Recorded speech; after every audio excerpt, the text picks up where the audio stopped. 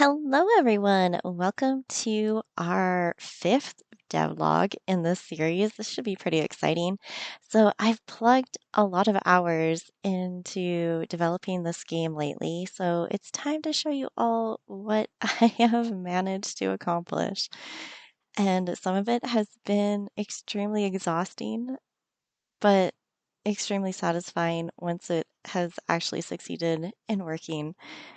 So, what I have been adding is being able to use tools and growing crops. So, eventually, once we get a shop into the game, I will be able to get rid of all of the seeds that are kind of strewn across all of all of our field, which is fantastic.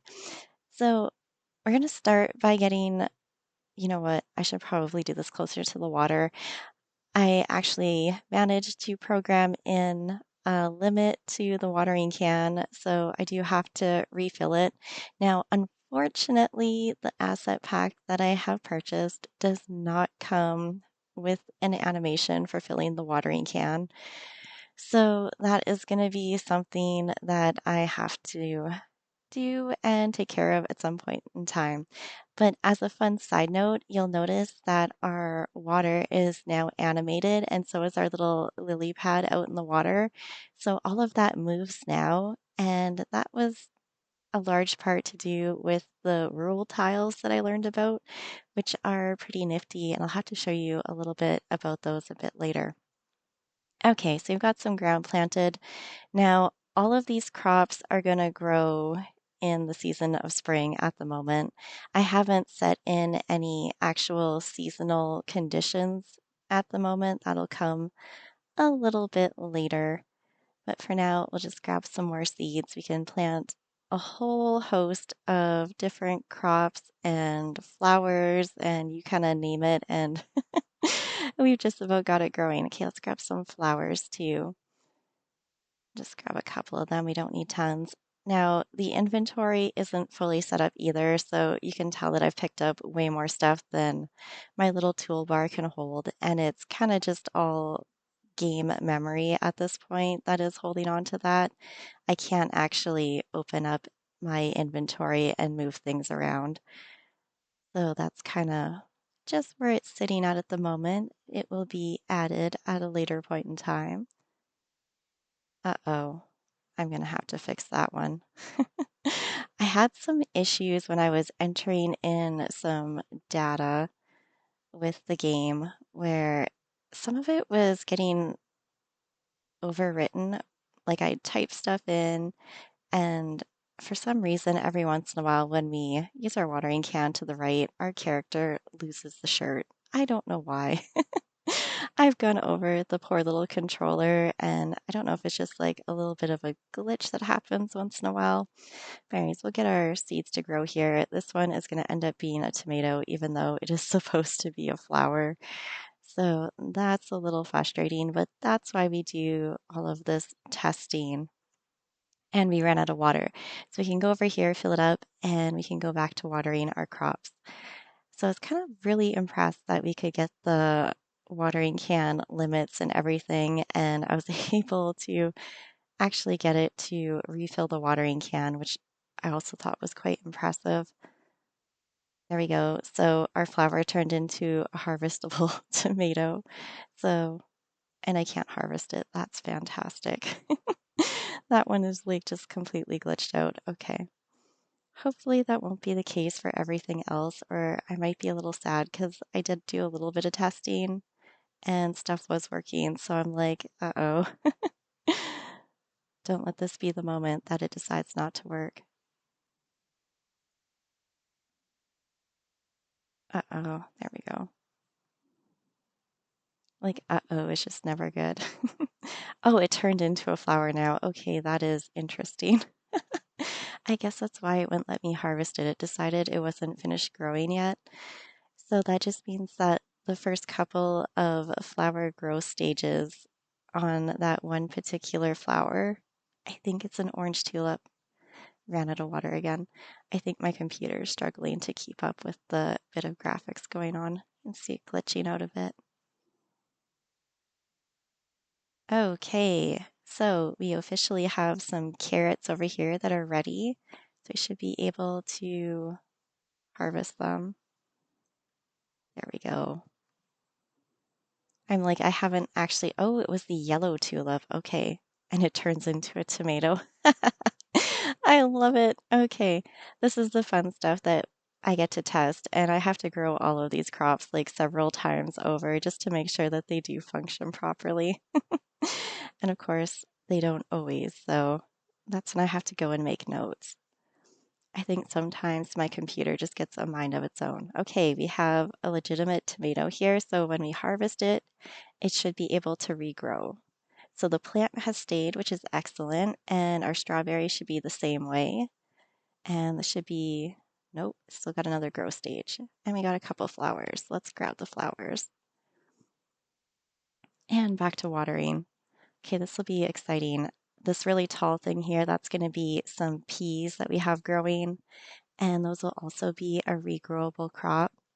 So I'm getting like very excited because just having the crops mostly working, not fully working. Clearly, we have a little bit of stuff that I need to tend to. But for the most part, they are working. And then I will eventually, hopefully soon, get them tied to actual seasons. Oh, I guess that flower, no, that's probably not. It doesn't look big enough yet. Okay, what do we got? Cranberries here. Excellent. That's actually a sprite that I had to draw for myself.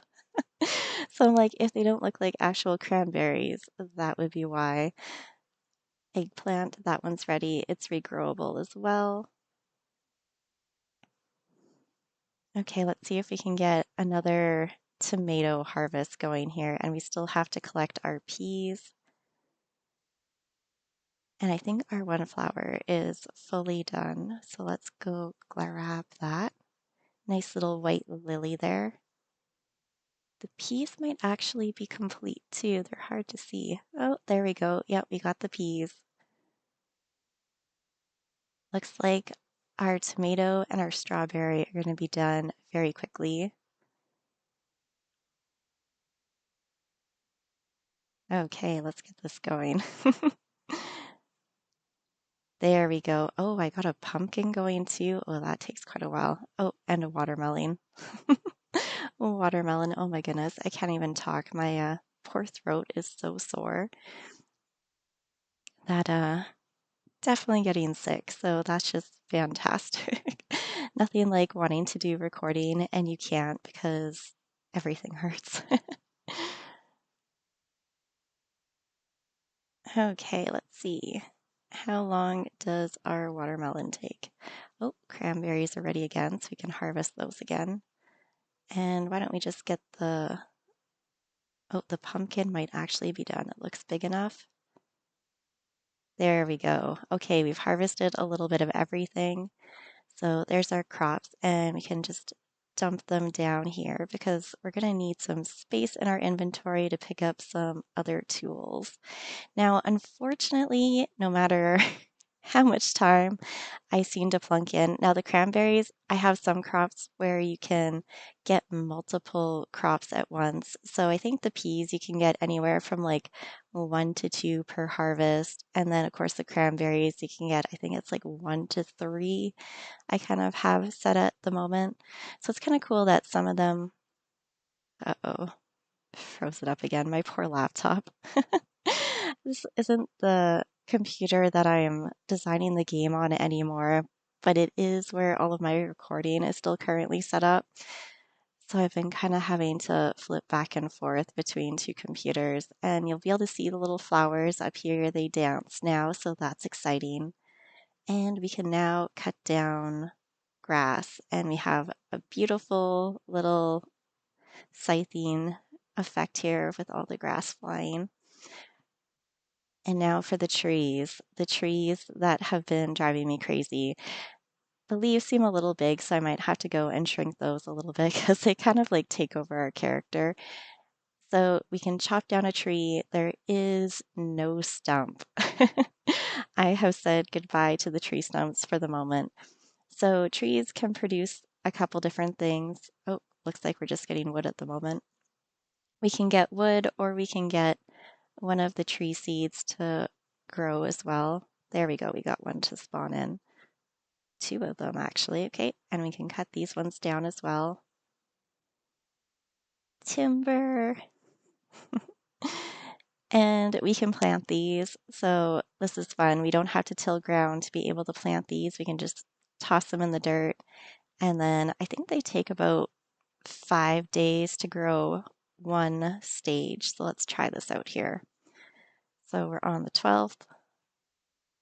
Dun, dun, dun. I don't know why, but time skipping just takes a bit of a minute. Again, I think that's just because my computer is just like a little bit on the slow side, but that's okay. Okay, so we have our 3 little seed trees, and you'll notice that some of these other trees that are a bit smaller, they've been growing up too. And you'll have to excuse the little decorations. I actually had to go and make my own assets for the smaller trees. So if they look a little odd, that is my wonderful pixel art skills come into play here. Okay, we should be seeing another tree growth. There we go. So here's our little spruce tree and then our other tree. Now, unfortunately with the spruce trees, I need to do like one more growth stage because they're going to go from this stage all the way up to this stage. So I have to get ambitious one of these days and put in one more stage. Now, this tree should grow again once we get up a level here. There we go. And then it will go from this stage over to this stage. So that is our tree cutting feature now added. Now I've put 2 different pickaxes in here because I have programmed the tools. So the stronger tool, our gold pickaxe, will break down our stones much quicker. So with our regular stone pickaxe, it's taking about 3 hits. And with our gold one, we can do it in 1. And now we have some silver chilling out over here. So I think this one is supposed to take like 8 hits. So this is going to be a bit. So that's done. And now our higher level gold one done in 2. And then the gold, of course, are going to take even longer. You know, we need the punishment for having the weaker tools. Okay, so we did that. And of course, we spawn different amounts of ore at the same time. And this one should take 2 to 3. There we go. And then these ones will be like nothing. Now, I don't have the animator working, so we're not going to see the gold pickaxe as we're using it. I haven't quite gotten around to putting that in yet.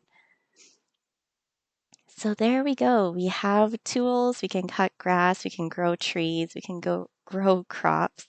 And of course, the crops have to be watered in order for them to grow. We can get different amounts of crops. And I think I have finally straightened out all of the scene changes so we can actually check out the inside of the player's house. So nothing too fancy yet. I haven't put a bed in here because we can't do any sleeping yet for overnight saving, but that will come soon enough. And we have our pond up here all nice and fully animated with the water. It's just such a beautiful effect. I love it. And I think I have animated the town as well. I kind of went around and I tried to animate as much water as I possibly could. So yeah, we have the animated water right at the beginning here. And then any of our little ponds further back here should also be animated. Beautiful. It's just, it makes the game feel so much more alive. And then we have a bunch of dancing flowers around our graveyard. Uh-oh, is this where? Nope, we should be okay. I'm pretty sure this should all be working. And I have not animated this area yet, it looks like. Okay, so we'll have to come back and animate that area. I think that's got to be like the one place I forgot because I think I even did over in our other, the beach is not done yet. I have to make all the rule tiles for our beach area. So the water there isn't quite animated yet, but it is coming. Dun, dun, dun. Here we go. Dun, dun, dun. Oh yeah, this area is all nice and animated now. So we've got our little bit of a water source here. We'll be able to cut down the bit of grass over here. So that's all going good. And the game memory is all holding. If we go back and check on our crops, they should all still be here, which again is like fantastic. It's just like so many hours, but seeing it all come together and actually working is such a good feeling. And there we go. All of our crops still just chilling out right where we left them. Fantastic. Now, with the rural tiles, I have a forest scene and it's not actually a fully working scene. I've kind of just been playing around with it and experimenting with the rule tiles that I have set up. So what rule tiles do is you can program sets of tiles so that when you're painting them on, it will autofill the next tile that should logically go in its spot. Oh, Unity is upset with me. It's like you haven't opened this yet. Okay, so let's do some summer tiles. You'll be able to see those probably the easiest. So if we go and we paint around here and we just fill it all in ever so nicely, it is automatically painting the pond for us. Like, how neat is that? So we have that, and we can also do pathways too. So I can go through here and we can paint all of this, and it's just gonna do all of the path tiling for me. So I don't have to go back and pick through all of the sprites anymore. It's just there. And I'm like, oh my goodness, is this such a time saver that I didn't know how to do before? So we've got those, and then I've also programmed my flowers in here as well. Now, this is the part that you really have to watch for. Because I'm on the same layer as my rule tiles, if I go to put the flowers here, that's what I'm going to end up with. So if I want to put the flowers on top of a rule tile, I need to change the layer in which I am putting the flowers on, and voila, I will have animated flowers on top of my path that took no time at all to develop. And I also learned that I could do kind of like a similar thing to randomize the ground. So you'll notice I picked one tile, but in this one tile, I have a variety of different tiles being painted on. So that also speeds things up. I can now get a lot of variety in my ground without having to go and pick through all of these different tiles. I just have them preset, so they'll just randomly paint different ones. So then you get a very interesting landscape without a ton of extra work. I did the same thing with our little grass sprites. Depending on where they land, they will do different ones.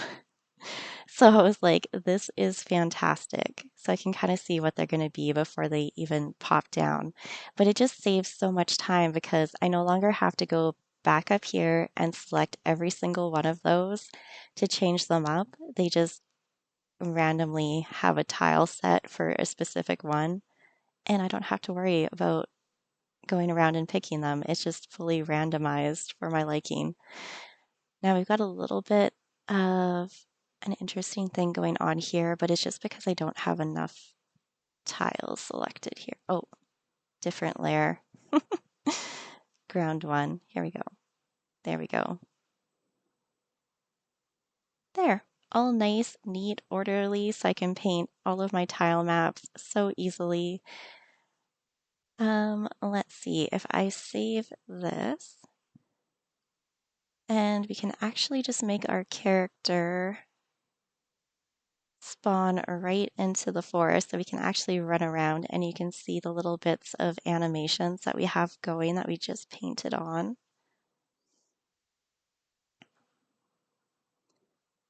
And let's give that a look-see. Now, rule tiles are a little confusing when you first start playing around with them, but once you kind of get them figured out, it is so handy. Uh-oh. Why did you load us back to the farm? I wonder if it's because we weren't on any ground. Dun, dun, dun. Let's open our forest again. Let's give our character a bit of a path to sit on. Just connect some of this. There we go. Okay. Oh, there could be a reason why it's not working. We'll try one more time, and if it doesn't work, we'll just have to call it good for the moment. There's other settings that probably need to be set up that I have not actually set up yet.